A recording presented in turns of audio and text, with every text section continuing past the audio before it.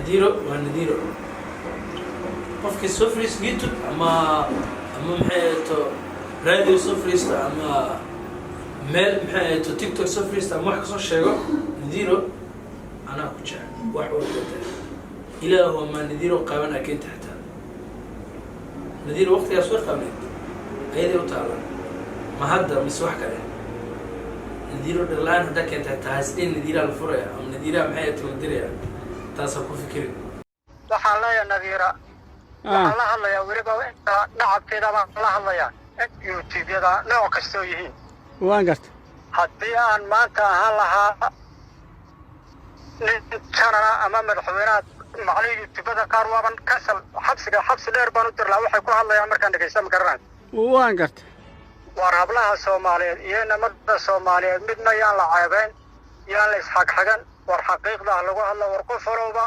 شيلن يا دمير بين يا بروباغندا ku raadin haddaba Muxiidiin Maxamed Ciigi oo wareysi siimid kamida baraha bulshada dadka aadka u isticmaala ayaa waxa uu ka hadlay in Nadiira Nayruus oo inanta ugu yareerkooda maanta lagu tilmaamo gabooye ama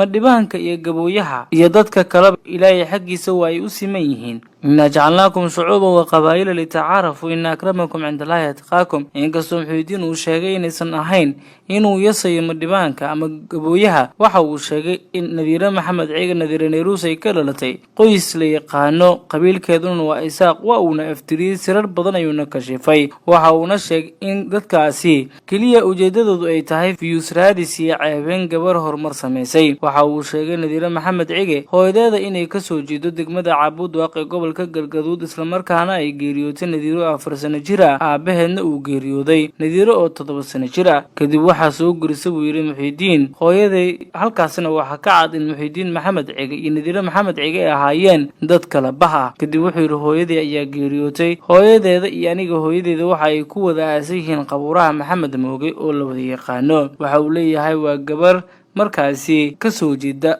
qoys fan aniga xataa fan baanahay wiilasheena way heesaan inta badan marka sirar badan ayuu kashif waxa uu leeyahay Muxiidiin Maxamed Ciigi la dhahaa Nadiira Maxamed Ciigi waa walaasheeda fanaanka weyn abwaanka weyn ayaa dhalay ee Maxamed Ciigi ilbir oo la yaqaano marka waa la yaab in Nadiira Maxamed Ciigi meelaysan ahayn qoorta loo geliyo ama lagu tilmaamo waxaysan ahayn wala dulqaadkeeda ay leedahay haddaba waa kan wareysiga ee Muxiidiin Maxamed Ciigi uu bixiyay ugu horeyn waxa jira warar beenoo laga baahiyay Nadiira Nayruus arrimaha sidee u aragtaa ma maqasharto walaalo horta inaad arwaa wax lagu qoslo waan garta waxa weeyaan wax aan waanu la socono waanu maqlayna waxa weeyaan inantayadu jawaab ma laha horta inaanu ka aamusno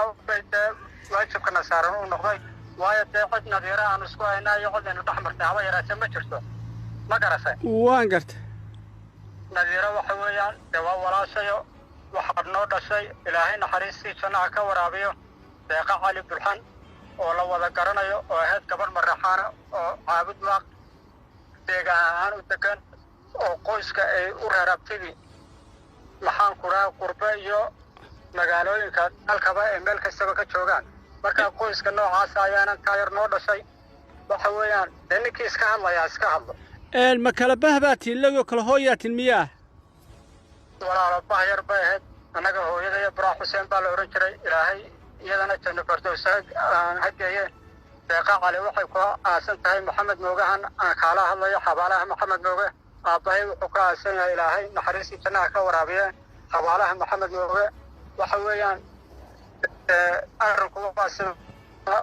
waxa weeyaan Nadiiro waxay iyadoo saqiir oo مثلا 4 sano jirta ay hooyada dhimatay beed u dhintay iyadoo 7 sano jirta waxa weeyaan intii ka dambe hooyaday baa haysay haddana hooyaday baa dhimatay walaasheed oo Nasiib Maxamed Ciigi la oran jirtay way dhimatay markii dambe rag baa isku soo harnay Nadiira Muxiidiin waa ka dhaxgalay ma waxaad leedahay hooyada dhashay الله ونحرسنا نذيرة يضي قبل كرايدة شباب ترمية أتانا خلدنين. لا وحكوا سنتها نصيب